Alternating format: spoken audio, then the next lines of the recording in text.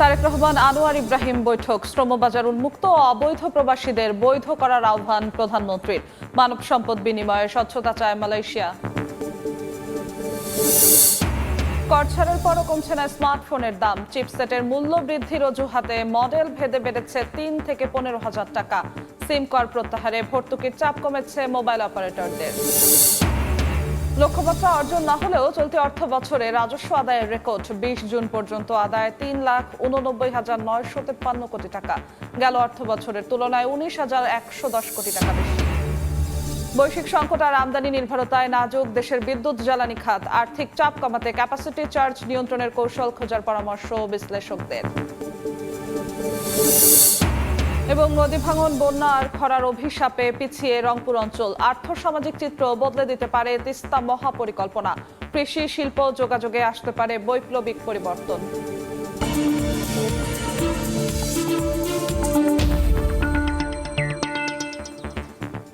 দেখছিলেন শিরোনাম। আমন্ত্রণ জানাচ্ছি দেশ ও দেশের বাইরের অর্থ বাণিজ্যের নানা খবর নিয়ে আমাদের নিয়মিত আয়োজন এ সময়ের বাণিজ্যে। আপনাদের সঙ্গে আছি আমি জিন্নাতারা যশোয়া। বাংলাদেশের জন্য দ্রুত শ্রমবাজার উন্মুক্ত করতে মালয়েশিয়ার প্রতি আহ্বান জানিয়েছেন প্রধানমন্ত্রী তারেক রহমান। পাশাপাশি অবৈধ প্রবাসীদের বৈধ করা ও সেদেশে আটক বাংলাদেশিদের প্রত্যাবাসনের বিষয়টি দ্রুত বিবেচনায় নিতে বলেন তিনি। কিছু কেলেঙ্কারির ঘটনা উল্লেখ করে প্রধানমন্ত্রী আনোয়ার ইব্রাহিম মানব সম্পদ বিনিময় প্রতিক্রিয়ায় স্বচ্ছতার উপর জোর দেন। পুত্রজায়ায় দুই দেশের প্রধানমন্ত্রীর বৈঠক শেষে যৌথ সংবাদ সম্মেলনে এ কথা বলে দুই নেতা।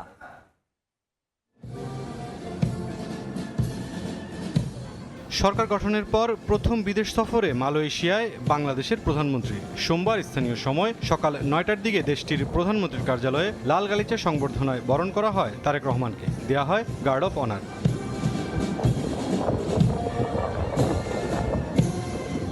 পরে মালয়েশিয়ার প্রধানমন্ত্রী কার্যালয়ে ভিজিটর বুকে স্বাক্ষর করেন বাংলাদেশের সরকার প্রধান। পরে দ্বিপাক্ষিক বৈঠকে মিলিত হন দুই দেশের সরকার প্রধান। এ সময় দুই দেশের ব্যবসা বাণিজ্য সম্প্রসারণ, জ্বালানি সহযোগিতা, শিল্প ও কৃষি, শিক্ষা ও যোগাযোগ সহ বিভিন্ন ক্ষেত্রে দুই দেশের সহযোগিতার বিষয়ে আলোচনা হয়। পরে যৌথ সংবাদ সম্মেলনে আসেন দুই নেতা। শুরুতেই বৈঠকের বিষয়বস্তু তুলে ধরেন মালয়েশিয়ার প্রধানমন্ত্রী আনোয়ার ইব্রাহিম। নিজ দেশের শ্রমিক প্রয়োজনীয়তার কথা তুলে ধরে মানব সম্পদ বিনিময় প্রক্রিয়া স্বচ্ছ হওয়ার উপর জোর দেন তিনি। Now, human resource cooperation, particularly with workers, has been firstly critical for our economic survival, but at the same time has invited lots of scandals and concern. Yes, we need the workers. Yes, also, and more importantly, we have to protect the welfare of the workers and their families. পরে বক্তব্য রাখেন বাংলাদেশের প্রধানমন্ত্রী। উভয় দেশের অর্থনৈতিক সমৃদ্ধিতে বাংলাদেশি শ্রমিক ও পেশাজীবীদের অবদান তুলে ধরে দ্রুত মালয়েশিয়ার শ্রমবাজার খুলে দিতে বৈঠকে আলোচনা হয়েছে বলে জানান তিনি। Bangladeshi workers, students, professionals and entrepreneurs in Malaysia serve as an important bridge between our two countries. Their contribution benefits both our economy and society. I requested His Excellency Prime Minister Anwar Ibrahim to consider recruiting more Bangladeshi workers as well as to open labor market as soon as possible. অবৈধ শ্রমিকদের বৈধ করা এবং আটক বাংলাদেশিদের প্রত্যাবাসনের বিষয়ে সিদ্ধান্ত নিতে মালয়েশিয়াকে আহ্বান জানানো হয়েছে বলেও জানান বাংলাদেশের সরকার প্রধান। I also raised issues relating to regularization of illegal workers and repatriation of the detained Bangladeshi, if possible.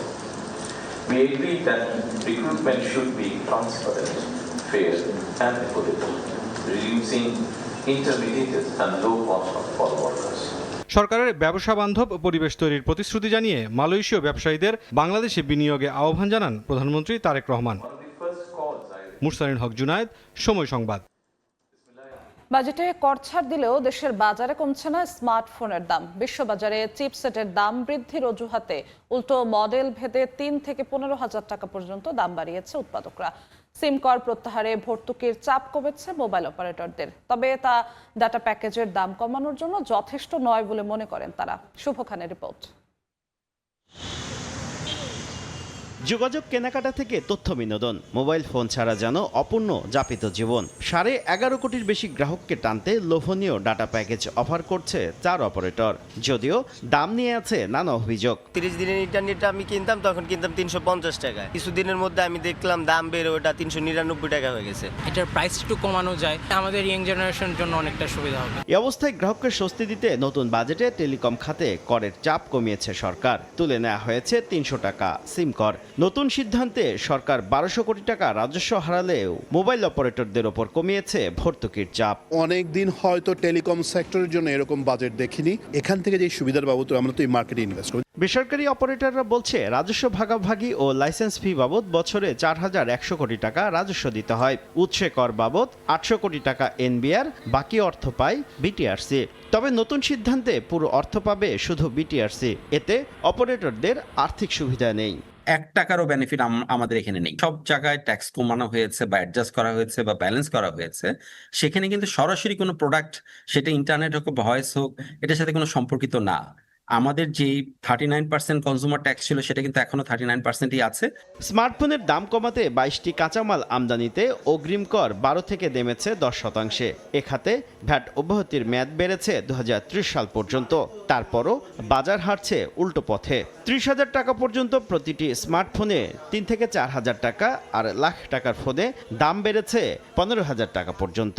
55 থেকে 60,000 দিয়ে নিতে হইতেছে, যেটা 40-45-এর ভিতরে ছিল। 30 বছরের মধ্যে যেগুলো ফোন আছে 2,000-3,000 টাকা করে এরকম করে বেড়েছে আগের চেয়ে। উৎপাদকদের দাবি, বিশ্ববাজারে প্রতিটি চিপসেটের দাম বাড়ায় কর ছাড়েও কমানো যাচ্ছে না হ্যান্ডসেটের দাম। যেখানে একটা মোবাইল ফোনই পাওয়া যেত $35, সেখানে দামই বেড়েছে মিনিমাম $20 থেকে $50। মেমোরির কারণে 100 টাকা বাড়ানো লজিক্যাল, সেখানে হয়তো 100 টাকা না বাড়িয়ে আমরা হয়তো 90 টাকা বাড়ানো যায় কিনা। বর্তমানে দেশে ফিচার ও স্মার্টফোন মিলিয়ে 4 কোটি পিস হ্যান্ডসেটের চাহিদা রয়েছে। হ্যান্ডসেট উৎপাদন বা সংযোজন করছে 17টি প্রতিষ্ঠান। শুভ খান, সময় সংবাদ, ঢাকা। এ বিষয়ে আলোচনার জন্য আমাদের সঙ্গে যুক্ত হয়েছেন টেলিকম খাত বিশ্লেষক রাশেদ মেহেদী। জনাব রাশেদ মেহেদী, আপনাকে এ সময়ের বাণিজ্যে স্বাগত জানাচ্ছি। ধন্যবাদ। আমরা আমাদের সহকর্মীদের প্রতিবেদনে যেমনটি দেখলাম যে সিম কর 300 টাকার যে সিম কর সেটি প্রত্যাহার করা হয়েছে, তারপরও ডাটা প্যাকেজে গ্রাহকের যে স্বস্তি পাওয়ার কথা ছিল সেটা পাওয়া যাচ্ছে না। এক্ষেত্রে কি করা উচিত বা কেন পাওয়া যাচ্ছে না, আপনার কি মনে হয়? আপনাকে বলি, এবার শুধু সিম ট্যাক্স যে 300 টাকা প্রত্যাহার করা হয়েছে, যেটা ফ্ল্যাট ছিল তা না। মোবাইল অপারেটরদের যে সোর্স ট্যাক্স, সেখান থেকে কিন্তু 12 থেকে আপনার 10% করা হয়েছে। এছাড়া তাদের যে টার্নওভার ট্যাক্স ছিল, সেটাও কিন্তু 2 থেকে 1.5% করা হয়েছে। ফলে অনেকগুলো জায়গায় কিন্তু তারা সুবিধাটা পেয়েছেন। কিন্তু সমস্যাটা হলো যে গ্রাহক পর্যায়ে আমরা যারা ভোক্তা, তাদের উপরে যে ট্যাক্সটা ছিল, সেটা 15% ভ্যাট বলেন, 15% এসডি বা সম্পূরক শুল্ক যেটা বলি আমরা, এবং 1% সারচার্জ, মানে এটা কিন্তু এখন আমাদের প্রতি রয়ে গেছে। মানে 100 টাকা আপনি যদি ভরেন, তাহলে আপনার মোটামুটি ধরেন প্রায় 40 টাকার মতোই আপনাকে দিতে হচ্ছে গভর্নমেন্টকে। তো এইরকম একটা অবস্থা কিন্তু আছে। কিন্তু আমি যেটা এখানে একজন মোবাইল অপারেটর কর্মকর্তার বক্তব্য শুনলাম, যে এই ট্যাক্স ছাড়ের সঙ্গে প্রোডাক্টের কোনো সম্পর্ক নাই, এই বক্তব্যটি হাস্যকর এবং গ্রহণযোগ্য নয়। কারণটা হচ্ছে, আমার যে ট্যাক্সটা আমি যেটা দিচ্ছি, আমি 100 টাকা মোবাইল ফোনে ইনসার্ট করার পরে যে 40 টাকা গভর্নমেন্টকে ট্যাক্স দিচ্ছি, সেটা তো আমি দিচ্ছি, এটা আপনি দিচ্ছেন না। আপনি কালেক্টর, আপনি আপনার মেশিনে যাচ্ছে, আপনি কালেক্ট করে গভর্নমেন্টের কাছে পরিশোধ করছেন। ফলে এর সঙ্গে তো আপনার কোনো সম্পর্ক নেই। আপনাকে যে 12 থেকে 10% করলো, আপনার টার্নওভার যে 0.5% কমালো, আপনি যে সিম ট্যাক্স লাগছে না, এটার সুবিধা আপনি আমাকে কে দেবেন? আমি সিম ট্যাক্সও বাদ দিলাম, যে সিম ট্যাক্স আসলে আমি দিতাম, উনি দিতেন না। কিন্তু উনি কী করতেন, সংযোগ বাড়ানোর জন্য হয়তো সিম ট্যাক্সটার দায় কিছু ক্ষেত্রে নিতেন। সেই দায়টা তার নিতে হচ্ছে, এটা তার জন্য একটা বড় সুবিধা। কিন্তু টাকাটা কিন্তু আসলে গ্রাহকই দিতেন। অনেক সময় গ্রাহকের কাছ থেকে নেওয়া হতো না, যেন সংযোগটা বিক্রি হয়, কারণ তিনি অন্য ট্যাক্স থেকে তুলে নেবেন তার রেভিনিউর জন্য। এখন আপনি যখন বলছেন যে প্রোডাক্টের কোনো সম্পর্ক নাই, এটা আসলে গ্রাহককে এক ধরনের ধোঁকা দেওয়া। কারণ আপনি যদি আপনি যে কিন্তু ওই যে 12 থেকে 10% করেছে, 0.5% ওখানে কমিয়েছে, আপনাকে বিভিন্ন জায়গায় ভ্যাটের রিয়াতি সুবিধা দেওয়ার কথা বলেছে। সেই ক্ষেত্রে আপনি কেন এই যে 350 টাকার প্যাকেজ যেটা, সেটা 340 টাকা করতে পারবেন না? ওর ওপর যে ট্যাক্স হবে, আপনি যদি 350 টাকার উপরে আমি যদি 40% একটা ট্যাক্স টাকা আসে না, উনি যদি কমিয়ে 320 টাকা করে, আমার ট্যাক্সও তাই হবে। তো আপনি তো অলরেডি ইন্টারনালি ট্যাক্সের রেয়াত পাচ্ছেন, তো সেটার বেনিফিট আমাকে দেবেন না কেন? এটা আসলে তারা এখন মানে আপনি যতই সুবিধা দেন না কেন তারা আসলে এই সুবিধাটা তারা আমাদের বলছেন যে ডাটা প্যাকেজের দাম কমানোর জন্য কমাবে না। যথেষ্ট কারণটা নয়। হচ্ছে আরেকটা বলি, কারণ আমাদের এখানে কিন্তু যে জিনিসটা হয় না, মানে আমি একটা জিনিস দেখা হবে যে বর্তমানে আসলে মোবাইল অপারেটরদের ক্ষেত্রে বিটিআরসি বা নিয়ন্ত্রক সংস্থার যে রেগুলেশন থাকার কথা সেটা নাই। ফলে এখানে প্যাকেজের নামে যা খুশি তাই হচ্ছে, এখানে আপনার ইচ্ছে মতো দাম নির্ধারণ করা হচ্ছে, কোয়ালিটি অফ সার্ভিসের কোনো বালাই নাই। দুনিয়ার কোথাও তারা এখন কি আপনার ওয়াইফাই সার্ভিস দিচ্ছে, সেই ওয়াইফাই সার্ভিসে তারা ফেয়ার ইউজ পলিসি ইউজ করতেছে। মানে আমি আপনাকে 1000 টাকা মাসে দিব, তার মধ্যে আপনি এপিপি ইউজ করে দেবেন, তার মানে কি আপনি আমার স্পিড কমাচ্ছেন। আপনি বলতেছেন ব্রডব্যান্ড দিচ্ছেন, সেই ব্রডব্যান্ড আপনি ফেয়ার ইউজ পলিসি ইউজ করতেছেন। নিয়ন্ত্রক সংস্থা কোথায়? নিয়ন্ত্রক সংস্থার টেলিকম সেক্টরের অন্য যে কোনো ক্ষেত্রে তাদের যতটুকু রেগুলেশন আছে, মোবাইল অপারেটরদের ক্ষেত্রে কোনো রেগুলেশন নাই, কোনো এনফোর্সমেন্ট নাই। যেই কারণে তারা এই সমস্ত কথা বলতে পারে যে আমরা ডাটার প্যাকে আমি সুবিধা নেই দেবো কেন, কোথেকে। কিংবা সেই রেগুলেশনটা আনার ব্যবস্থা হচ্ছে না কেন? এখন নেই কেন আমি জানি না আসলে, কারণ এটা তো বিটিআরসি যারা দায়িত্বশীল তারা বলতে পারবেন। তাদের সঙ্গে তারা কেন নিচ্ছেন না? যখনই আপনি এই যে ওয়াইফাই সার্ভিস দেওয়ার নামে কোনো একটা কোম্পানি তার প্যাকেজে ফেয়ার ইউজ পলিসি দিচ্ছে, যেখানে 4G গোটা বাংলাদেশ নেবেল না, 4Gর নামে স্পেশাল প্যাকেজ দেওয়ার কথা তারা বলছে, এটা তো গ্রাহকদের সঙ্গে ধোকা দেওয়া। তো সেটা ধরবে কে? আমরা বহুবার বলেছি, কিন্তু বিটিআরসির কর্ণপাত করে না। কেন করে না সেটা বিটিআরসি কর্মকর্তারা হয়তো বলতে পারবে। কোন ধরনের রেগুলেশন থাকলে এই বিষয়গুলো কমে আসবে এবং গ্রাহকের স্বচ্ছতাটা নিশ্চিত হবে? এটা রেগুলারলি দেখতে হবে। আমি বলি যেটা হচ্ছে যে এই যে প্যাকেজ নিয়ে যে অরাজকতা, প্যাকেজটাকে সিম্পলিফাই করতে হবে। একটা মোবাইল অপারেটর যদি তাদের ওয়াইফাই প্যাকেজে, মানে জিপি5 বলেন, রবি5 বলেন, বাংলালিংক ওয়াইফাই বলেন, সেই প্যাকেজে যদি আপনার মাসে 1000 টাকায় আনলিমিটেড ইন্টারনেট দিতে পারে, তাহলে মোবাইল যখন আমি সিমে ভরতেছি আমার স্মার্টফোনে, তখন কেন তার দাম ভাই 10 জিবির দাম 350 টাকা হবে, কিংবা আপনার 20 জিবির দাম 600 টাকা হবে? এটা তো মিলল না। এখানে আপনি ওইখানে দিচ্ছেন আনলিমিটেড, এখানে এসে আমাকে সেগমেন্টেড করে দিচ্ছেন। আবার আপনি 1 ঘন্টার জন্য আমাকে দিচ্ছেন 20 জিবি প্যাকেজ, ধরেন 5 টাকায়। 5 টাকায় দিয়ে 1 ঘন্টার জন্য কি 20 জিবি ইউজ করতে পারবেন? আপনি 24 ঘন্টার জন্য দিচ্ছেন আপনি হচ্ছে 60 জিবি প্যাকেজ 100 টাকায়। আপনি 100 টাকা দিয়ে 60 জিবি নিয়ে কী করবো? 1 ঘন্টা ইউজ করা যায়? এগুলো হচ্ছে এক ধরনের মানে কৌশল। একটা হিসেব করা দরকার যে তারা আসলে কী পরিমাণ ব্যান্ডউইথ কেনে, সেই ব্যান্ডউইথ ইনসার্ট করে কী পরিমাণ ডাটা ভলিউম তৈরি করে, সেই ভলিউম আসলে আমাকে তার কস্টিংটার মধ্য দিয়ে আমার কাছে আসতে কত খরচ হয় তার উপর মানদণ্ড করে একটা প্যাকেজের দাম নির্ধারিত হওয়া দরকার। বাংলাদেশে এটা কখনোই হয় নাই। এবং এটা বলে যে কস্ট মডেলিং করলে নাকি দাম আরও বাড়বে। এই যুক্তি আমি জানি না কিভাবে বলে, সবকিছু গিয়ে ভোক্তার ঘাড়েই পড়ছে, ভোক্তার ঘাড়ের উপর ছেড়ে দেয়। এবং নিয়ন্ত্রণ সংস্থা আসলে এই জিনিসগুলোকে দেখে না। ফলে মোবাইল প্যাকেজ নিয়ে, বিশেষ করে মোবাইল ডাটা প্যাকেজ নিয়ে আমাদের এখানে নানান ধরনের চলছে। এবং তারা এই যে বাজেটে ছাড় দেওয়ার পরেও তারা বলছেন যে আসলে আমাদের তাদের প্রোডাক্টে কোনো ছাড় দেওয়া সম্ভব না। এটা আসলে মানে এক্ষেত্রে কী হবে জানেন, পরবর্তীতে কিন্তু ওই অর্থ মন্ত্রণালয় আবার চিন্তা করবে যে ওনাকে তো ছাড় দিয়ে গ্রাহকের লাভ হয় না, গভর্নমেন্টও চিন্তা করবে লাভ হয় না, তখন আবার ট্যাক্সটা বাড়াই দেবে। যেহেতু উনি ছাড় দিতে রাজি না, যতই যুক্তি দেন উনি অন্যদিকে চলে যাবেন। সেই ট্যাক্স বাড়ানোর পর কি আবার গিয়ে তারা ডেটা প্যাকেজের দামগুলো আবার এই অজুহাতে বাড়িয়ে আমি দিবে? যদি ওনাকে যদি 12% থেকে 10% ট্যাক্স তার আপনার ইয়ে নামানোর পরে তার যে সোর্স ট্যাক্স, এই 2% বেনিফিট আমাকে কিছু দেবেন না উনি? দেওয়া তো উচিত, তো সেটা উনি দেবেন না কেন? আর আপনি যে 39% ট্যাক্স যেটা আমি দিচ্ছি ভাই, 15% করে যাচ্ছে, তো ওইটা তো আমি দিচ্ছি, ওটা তো আপনি দিচ্ছেন না, আপনি তো কালেক্ট করে জমা দিচ্ছেন। তা আপনার কমাতে সমস্যা কোথায়? একদম। আমরা একটু স্মার্টফোনের দিকে আসতে চাই। স্মার্টফোনের কাঁচামালে কর কমানো হয়েছে, ভ্যাট সুবিধার মেয়াদও বাড়ানো হয়েছে, তারপরও ফোনের দাম কেন বাড়ছে এমন একটি প্রশ্নের বিষয় যদি বলি, তাহলে এটা কি শুধু চিপসেটের দাম বাড়ছে এই জন্য, নাকি অন্য কোনো কারণও আছে যে কারণে স্মার্টফোনের দাম বাড়ছে? এটা চিপসেটের দাম বাড়ছে এটা সত্য, কারণ গত প্রায় 2-2.5 বছর আফটার কোভিড থেকে কিন্তু চিপসেটের দাম বাড়ছে। এবং বিশেষ করে 2023 সালের পরে যখন এআই অনেকগুলো প্ল্যাটফর্ম তাদের খুব দ্রুত সার্ভিস দেওয়া শুরু করলো, তো সেখানে হিউজ পরিমাণ জিপিইউ লাগে, বেসিক্যালি জিপিইউ লাগে, যেটাকে আমরা গ্রাফিক্স প্রসেসর ইউনিট বলি এবং সেন্ট্রাল প্রসেসর ইউনিট। এই দুটোর জন্যই কিন্তু বিপুল পরিমাণে চিপসেটের প্রয়োজন হয়। এবং আপনি দেখবেন চিপসেটের দাম বাড়ার কারণে কিন্তু আমাদের র্যান্ডম অ্যাক্সেস মেমোরি, র্যামের দাম বেড়েছে, স্টোরেজের দাম বেড়েছে, অন্যগুলো সব কিছুই পার্টসগুলোর দাম বাড়ছে। কিন্তু একটা মজার ব্যাপার দেখেন, আমি যদি স্যামসাংয়ের কথা বলি, স্যামসাং ওয়ার্ল্ড ওয়াইড একটা ব্র্যান্ড যে কিনা তার আগের ফ্ল্যাগশিপে যে হ্যান্ডসেটের দাম রেখেছিল $1500, পরের ফ্ল্যাগশিপে অর্থাৎ 2024 সালে যে হ্যান্ডসেটের দাম ছিল $1500, সেটা কিন্তু 2026 সালে এর সাথে দাম হলো $1350। ও কমালে কমলে $50, মানে কোনো না কোনো বেনিফিটস তাকে দেওয়া হয়েছে। যেহেতু একটা দাম বাড়ছে, তার গভর্নমেন্টটাকে ট্যাক্সের কোনো রেয়াত দিয়েছে বা অন্য অন্য জায়গায় সে এটা ব্যালেন্স করে সে কিন্তু আসলে প্রোডাক্টের দাম আরও কমাইছে। কারণ যদি সে ক্রমাগত দামটা বাড়ায়, তাহলে আমরা যারা কনজিউম করছি তাদের তো একটা ক্যাপাসিটি আছে, ওই ক্যাপাসিটির দিকে খেয়াল রাখতে হয় তার। কিন্তু বাংলাদেশে যেটা হলে এবার দেখেন, হ্যান্ডসেটে কিন্তু বিপুল সুবিধা দেওয়া হয়েছে একটা, বিশেষ করে এখানে আপনার প্রায় 22 ধরনের যন্ত্রাংশতে কিন্তু আপনার 5% 2% থেকে কমিয়ে 1% করা হয়েছে। আপনার 2030 সাল পর্যন্ত সমস্ত ভ্যাট মাফ করা হয়েছে। 2030 সাল পর্যন্ত অন্য তারা যে রেয়াতগুলো পেতেন সেটাও বাড়ানো হয়েছে। ফলে হ্যান্ডসেট উৎপাদনে আপনি তো একটা বড় সুবিধা পেয়েছেন। চিপসেটের দাম যেটুকু বেড়েছে তার সঙ্গে মিনিমাইজ করে আপনি কিছু দাম কমাতেই পারেন, কিন্তু এটার অজুহাতে দাম আপনি বাড়ায় দিলেন। আমরা যেটা রিপোর্টে দেখলাম যে 3 থেকে 15,000, এটা একেবারে অযৌক্তিক। এখানে একটা কেন দাম বাড়ে যান, বাংলাদেশে একটা বড় সমস্যা আছে, সেটা হচ্ছে যে আমাদের বাংলাদেশে কিন্তু বৈধভাবে উৎপাদিত হ্যান্ডসেটের চেয়ে মানে ইল্লিগেলি চোরাপথে যে সমস্ত হ্যান্ডসেট বাজারে আসে তার মার্কেটটা অনেক বড়। এবং যারা আবার বৈধভাবে হ্যান্ডসেট উৎপাদন করেন তাদেরও কোনো একটা অংশ কিন্তু এই অবৈধ পথে হ্যান্ডসেট আমদানি করেন গোপনে। এরকম একটা ব্যাপার কিন্তু আছে, এটা ওপেন সিক্রেট, অনেকেই জানে।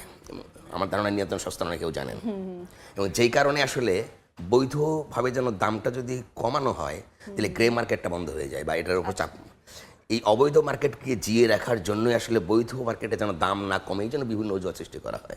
আমাদের বড় সমস্যাটা কিন্তু এখানে। আমরা একদম শেষের দিকে আছি, 30 সেকেন্ডের মধ্যে একটু বলবেন যে ভোক্তাদের জন্য যদি বাস্তবে স্বস্তি আনতে চায় তাহলে সরকারের পরবর্তী পদক্ষেপ কি হওয়া উচিত 30 সেকেন্ডে? আমি বলি যে এই মুহূর্তে টেলিযোগাযোগ খাতে এবং তথ্য প্রযুক্তি খাতে সরকার যে বাজেটটা দিয়েছেন এটা নিঃসন্দেহে খুবই একটি ইতিবাচক বাজেট, একটি অভিমুখ যাত্রার বাজেট, যে যাত্রাটা আমরা শুরু করতে পারি। কিন্তু সেটা যদি ভোক্তা পর্যায়ে সুবিধা আনতে হয় তাহলে যারা নিয়ন্ত্রক সংস্থা আছে, টেলিযোগাযোগ খাতের নিয়ন্ত্রক সংস্থা যারা বিটিআরসি, তাদেরকে এনফোর্সমেন্টে যেতে হবে। যারা আসলে এই ট্যাক্সের সুবিধা নিয়েও জনগণের জন্য কোয়ালিটি অফ সার্ভিস নিশ্চিত করছেন না, জনগণকে ন্যায্য মূল্যে যে প্রোডাক্টটা দেওয়ার কথা সেটা দিচ্ছেন না, এবং এই যে এনইআইয়ের হ্যান্ডসেটের যে গ্রে মার্কেট বন্ধের জন্য এনইআইয়ের যে পদক্ষেপটা নেওয়ার কথা, এটা আসলে যেনতেনভাবে না, গোটা বিশ্বে কোন মডেল ফলো করা হয় সেই মডেল অনুযায়ী যদি তারা করেন তাহলে কার্যকর হবে। জি, আপনাকে অসংখ্য ধন্যবাদ আমাদের সঙ্গে যুক্ত হওয়ার জন্য। আপনাকে ধন্যবাদ। দর্শক, টেলিকম খাতের নানান বিষয় নিয়ে আলোচনার জন্য আমাদের সঙ্গে স্টুডিওতে যুক্ত হয়েছিলেন মেহেদি রাশেদ।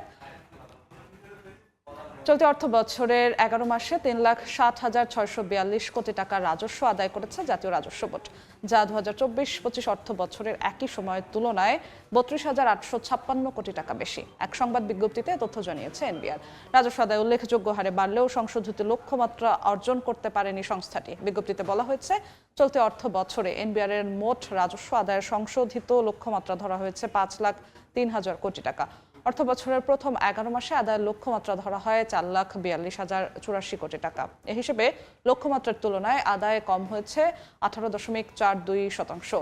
এনবিআর বলছে, রাজস্ব আদায়ের গতি বাড়াতে ইতিমধ্যে পৃথক 3টি টাস্ক ফোর্স গঠন করা হয়েছে। কর ফাঁকি উদ্ঘাটন করে রাজস্ব পুনরুদ্ধার, স্বয়ংক্রিয় পদ্ধতিতে নির্বাচিত অডিট মামলা দ্রুত নিষ্পত্তি সহ নানামুখী উদ্যোগে রাজস্ব আদায়ে ইতিবাচক অগ্রগতি অর্জিত হয়েছে বলে উল্লেখ করেছে এনবিআর।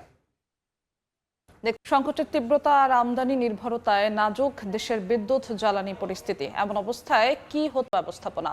বিশেষজ্ঞরা মনে করেন, বিদ্যুৎ উৎপাদনের ব্যয় আর আর্থিক চাপ কমাতে খুঁজতে হবে ক্যাপাসিটি চার্জ নিয়ন্ত্রণের কৌশল। জ্বালানি নিরাপত্তা নিশ্চিতে জোর দিতে হবে নিজস্ব তেল গ্যাস অনুসন্ধান আর নবায়নযোগ্য উৎসে। প্রিন্স আরিফিনের ছবিতে ফারুক ভিয়া রবিনের রিপোর্ট।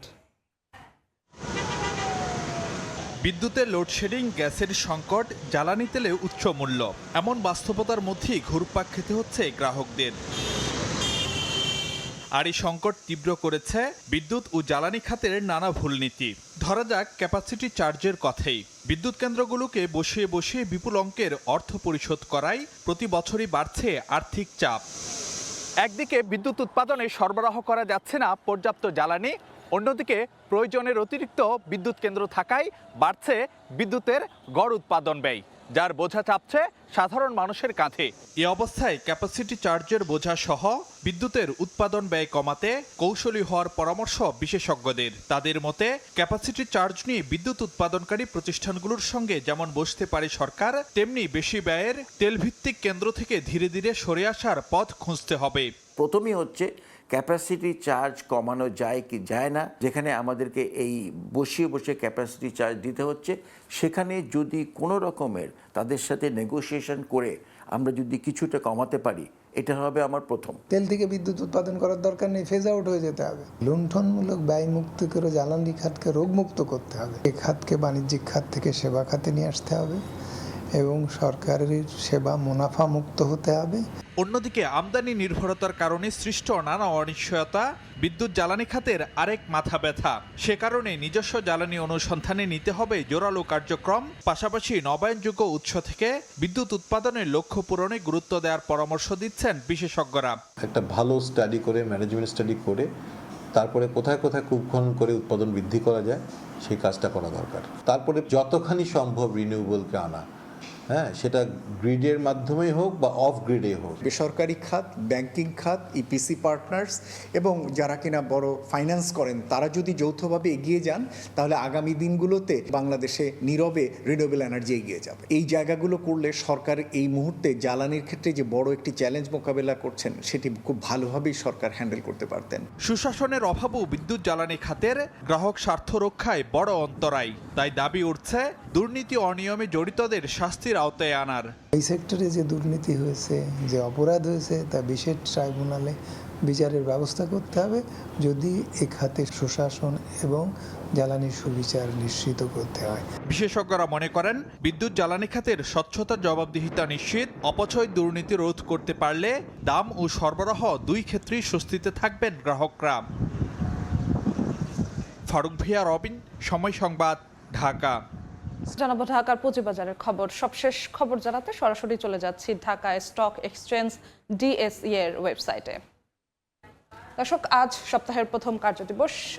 এই কার্যদিবসে দেখা যাচ্ছে এখন পর্যন্ত যদি দেখি 3 সূচকে কিন্তু নিম্নমুখী প্রবণতা রয়েছে এবং প্রধান সূচক ডিএসই এক্স সূচকে যদি দেখি 9.34 পয়েন্ট এখন পর্যন্ত কমেছে এবং পয়েন্ট রয়েছে 5630.54 পয়েন্ট এবং ডিএসই এস বা সরিয়া সূচকে এখন পর্যন্ত পয়েন্ট কমেছে 2.07 পয়েন্ট, 2.07 পয়েন্ট কমে সরিয়া সূচকে রয়েছে 1146.57 পয়েন্ট এবং ডিএস30 বা বাছাইকৃত সূচক, সেই সূচকে এখন পর্যন্ত পয়েন্ট কমেছে 9.63 পয়েন্ট। এখন পর্যন্ত প্রায় 1.5 ঘন্টার লেনদেন হয়েছে ঢাকার পুঁজিবাজারে এবং এই 1.5 ঘন্টার লেনদেনে 3 সূচকে নিম্নমুখী প্রবণতা দেখা যাচ্ছে এবং যে কোম্পানিগুলো আজকে ঢাকার পুঁজিবাজারে লেনদেনে অংশগ্রহণ করেছে সেসব কোম্পানিগুলোর শেয়ারের মধ্যে দেখা যাচ্ছে 163টি কোম্পানির শেয়ারের দাম বৃদ্ধি পেয়েছে এবং 143টি কোম্পানির শেয়ারের দাম কমেছে এবং 79টি কোম্পানির শেয়ারের দাম অপরিবর্তিত রয়েছে। এবং 1.5 ঘন্টায় কত টাকা লেনদেন হয়েছে সে টাকার অঙ্কের কথা যদি বলি 303 কোটি টাকার বেশি 1.5 ঘন্টায় লেনদেন হয়েছে এবং কোন কোম্পানিগুলো কত টাকা লেনদেন করেছে, কারা আছে লেনদেনের দৌড়ে এগিয়ে, টপ 20-তে কোন কোম্পানিগুলো রয়েছে সেই চিত্রটি যদি একটু দেখাই। প্রথমেই রয়েছে ভেক্সিমকো ফার্মা। এই মুহূর্তে এই কোম্পানিটির একটি শেয়ারের দাম বিক্রি হচ্ছে 145 টাকা 70 পয়সা এবং আজকে এখন পর্যন্ত ভেক্সিমকো ফার্মার একটি শেয়ারের দাম সর্বোচ্চ উঠেছিল 149 টাকা 80 পয়সা এবং গতকাল এই ভেক্সিমকো ফার্মার ক্লোজিং প্রাইস ছিল 145 টাকা 30 পয়সা এবং এরপরে যদি আমরা একটু দেখি ন্যাশনাল ফিড মিলস লিমিটেড, এই কোম্পানিটির এখন সর্বশেষ একটি শেয়ারের দাম বিক্রি হচ্ছে 21 টাকা 80 পয়সায়। 3 নম্বরে রয়েছে সামিট অ্যালায়েন্স পোর্ট লিমিটেড, 4 নম্বরে রবি এবং 5 নম্বরে রয়েছে স্কয়ার ফার্মা। অর্থাৎ এখন পর্যন্ত ঢাকার পুঁজিবাজারে যে 1.5 ঘন্টা লেনদেন হয়েছে এখন পর্যন্ত কিছুটা নেতিবাচক ধারায় চলছে। 3 সূচকেরই এখন পর্যন্ত পয়েন্ট কমেছে। এ সময়ের বাণিজ্য। বৃষ্টি উজানের ঢলে পানি বেড়েছে তিস্তা, ধরলা, দুধকুমারের। উত্তরাঞ্চলে 4 দিনের মধ্যে স্বল্প মেয়াদী বন্যার পূর্বাভাস, সতর্কীকরণ কেন্দ্র। ঘরবাড়ি সহ ফসলি জমি প্লাবিত হওয়ার শঙ্কা। নদীর পানি বাড়ায় কুড়িগ্রামে চরাঞ্চল ও নিচু এলাকায় কিছু ফসলের ক্ষেতে পানি ঢুকে পড়েছে। তবে পানি আরও বৃদ্ধি পেলে ঘরবাড়ি সহ ফসলের ক্ষেত প্লাবিত হওয়ার আশঙ্কা করছেন স্থানীয়রা। এদিকে পানি বাড়ায় আবারও ভাঙন শুরু হয়েছে রংপুরের মহিপুরে দ্বিতীয় তিস্তা সেতুর পশ্চিম পাশের সেতু রক্ষা বাঁধে।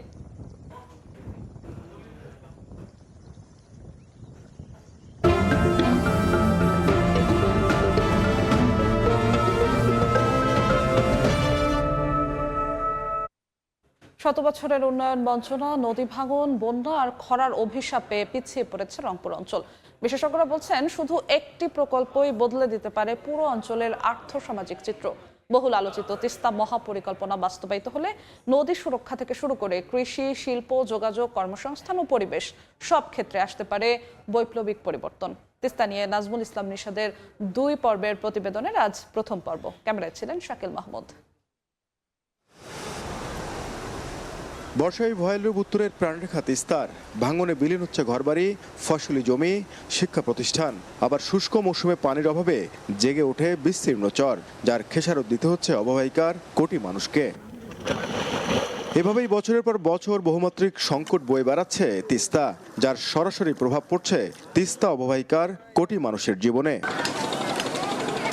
এমন পরিস্থিতি থেকে উত্তরণে উত্তরের মানুষের দীর্ঘ সময়ের দাবি তিস্তা মহাপরিকল্পনা বাস্তবায়ন। প্রধানমন্ত্রী তারেক রহমানের প্রতিশ্রুতি ও চীন সফরের মধ্য দিয়ে এই প্রকল্প নিয়ে স্বপ্ন বুনতে শুরু করেছে অববাহিকার মানুষ। আমরা কোনো চাল চাই না, ডাল চাই না, কোনো ত্রাণ চাই না, আমাদের কথা একটাই, আমরা এই তিস্তা খনন চাই। চায়না মহাপরিকল্পনা বাস্তবায়ন, যে চীন সরকার যে চাচ্ছে, যেটা আমাদের তিস্তা নদী মহাপরিকল্পনা বাস্তবায়ন, অবশ্যই এটার বাস্তবায়ন করতে হবে। ত্রাণ সামগ্রী কিংবা সামান্য পরিমাণ অর্থ সামগ্রীর সহায়তায় যা দিয়ে আসলে তাদের এই ক্ষতির পরিমাণ কখনোই পূরণ করা সম্ভব না। প্রকল্পটি বাস্তবায়িত হলে নদীর গতি প্রকৃতি নিয়ন্ত্রণ সহ ভাঙন রোধ, বন্যা নিয়ন্ত্রণ বাঁধ নির্মাণের মাধ্যমে প্রাকৃতিক দুর্যোগ কমিয়ে আনা, ড্রেজিং এর মাধ্যমে নদী প্রবাহ নিয়ন্ত্রণ ও প্রায় 170 বর্গ কিলোমিটার ভূমি পুনরুদ্ধার করা সম্ভব হবে। এছাড়াও প্রকল্প এলাকায় জীববৈচিত্র্য সহ পরিবেশের ভারসাম্য রক্ষার পাশাপাশি কর্মসংস্থান বাড়বে। তিস্তা মহাপরিকল্পনার প্রয়োজন হচ্ছে ভাঙন থেকে রোধ। তিস্তা মহাপরিকল্পনার প্রয়োজন হচ্ছে গভীরতা ঠিক করে এতে পানি রেখে আগের মতো জীববৈচিত্র্যটাকে রক্ষা করা।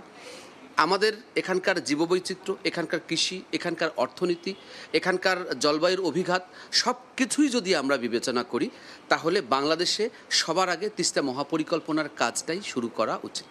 অধিকার কর্মীরা বলছেন এটি শুধু নদী ব্যবস্থাপনার প্রকল্প নয়, বরং উত্তরাঞ্চলের সামগ্রিক অর্থনৈতিক রূপান্তরের একটি মহাপরিকল্পনা। যে পরিকল্পনা রূপকল্প দেওয়া আছে এই অনুযায়ী সুনির্দিষ্ট করে বিনিয়োগে, শিল্পায়নে বিনিয়োগ, বিদ্যুতে বিনিয়োগ, আধুনিক কৃষি এবং সমবায়ে বিনিয়োগ, কৃষিভিত্তিক শিল্প কলকারখানা গড়া যেতে পারে, তাহলে এই অঞ্চলটা সব দিক থেকে উন্নয়নের জায়গায় তৈরি হবে। এছাড়াও তিস্তা মহাপরিকল্পনায় রয়েছে উদ্ধারকৃত জমিতে আধুনিক নগরায়ন, শিল্পায়ন ও সৌরবিদ্যুৎ কেন্দ্র স্থাপন, আধুনিক কৃষি উন্নয়নের পাশাপাশি ক্ষতিগ্রস্তদের পুনর্বাসন। নাজমুল ইসলাম নিশাদ, সময় সংবাদ, রংপুর। দেখছেন এ সময়ের বাণিজ্য। ইলিশ শিকারে সমুদ্রে নিষেধাজ্ঞা শেষ হওয়ার 10 দিনেও বরিশাল পোর্ট রোড পাইকারি মাছের আড়তে দেখা মিলছে না কাঙ্ক্ষিত ইলিশের। এই মুহূর্তে সেখানে আছেন সহকর্মী মেহেদি হাসান বাপ্পি, সরাসরি যাচ্ছি তার কাছে।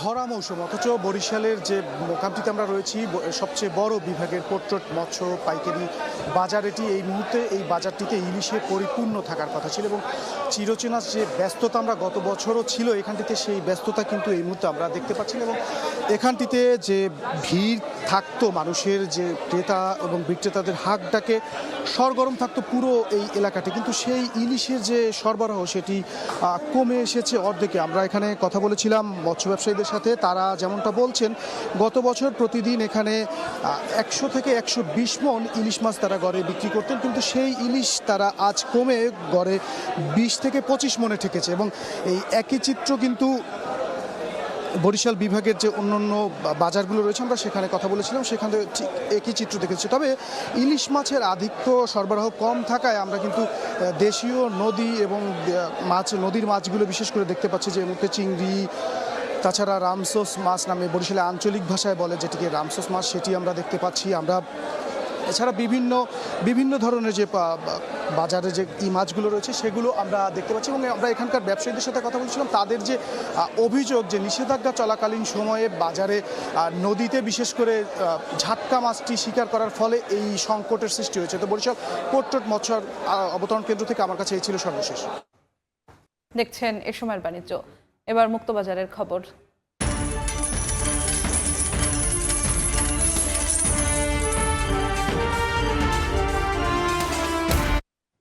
বিশ্ববাজারে জ্বালানি তেলের দাম কমতে থাকায় কমছে শিল্প পণ্য বিটুমিনের দাম, তবে চাহিদা বাড়ায় দাম বাড়ছে টিনের।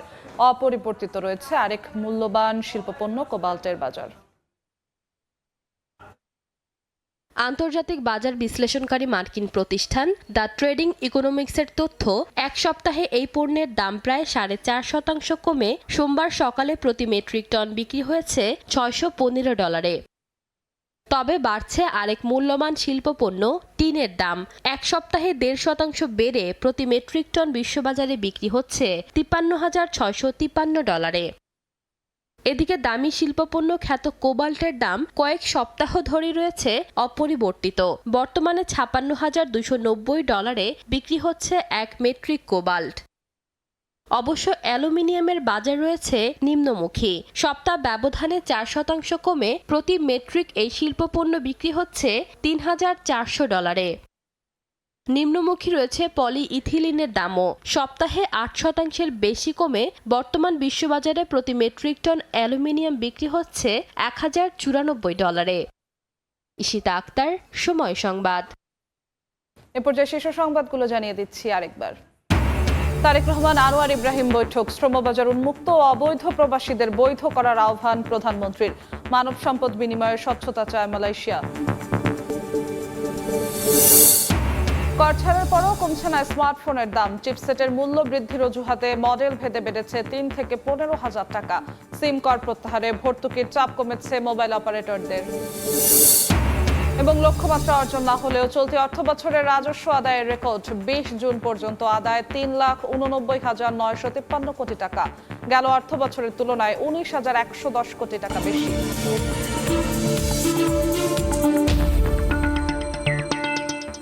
এই ছিল এ সময়ের বাণিজ্যে। দর্শক, বিশ্বকাপ ফুটবলের মহাযজ্ঞ সরাসরি সম্প্রচার করছে সময় টেলিভিশন। দেখতে চোখ রাখুন সময়ের পর্দায়। এরপর দুপুর 12টার সময় সংবাদ নিয়ে সঙ্গে থাকবেন সহকর্মী মাহাদ ইসলাম ধ্রুব। যশো, আপনাকে ধন্যবাদ। দুপুর 12টার সময় সংবাদ নিয়ে আসছে কিছুক্ষণ পর, সঙ্গেই থাকুন সময়।